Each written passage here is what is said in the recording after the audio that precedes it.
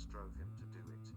Waukesha County Circuit Judge Jennifer Darrell sentenced 40-year-old Darrell Brooks Jr. on 76 charges, including 6 counts of first-degree intentional homicide and 61 counts of reckless endangerment. Each homicide count carried a mandatory life sentence, and the only uncertainty Wednesday was whether Darrell would allow Brooks to serve any portion of those sentences on extended supervision in the community, the state's current version of parole. She did not. Wisconsin doesn't have the death penalty. The gallery applauded as Darrell announced the life sentences.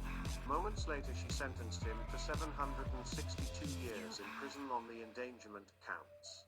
"Frankly, Mr. Brooks, no one is safe from you," Darrell said. "This community can only be safe if you are behind bars for the rest of your life. You left a path of destruction, chaos, death, injury and panic as you drove 7 or so blocks through the Christmas parade." Darrell had bailiffs move Brooks to another courtroom where he could participate via video after he became disruptive during her pre-sentencing remarks. He stood motionless in his jail garb and handcuffs as the judge announced the sentences.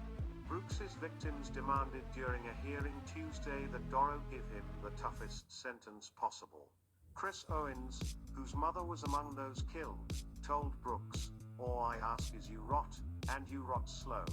Brooks drove his red Ford Escape through the parade in downtown Waukesha on November 21, 2021, after getting into a fight with his ex-girlfriend. 6 people were killed, including 8-year-old Jackson Sparks, who was marching with his baseball team, and 3 members of a group known as the Dancing Grannies. Scores of others were injured.